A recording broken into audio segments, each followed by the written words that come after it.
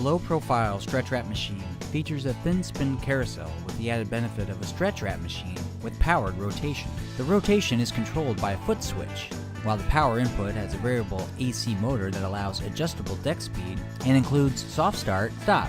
The RPM is variable from 3 to 12.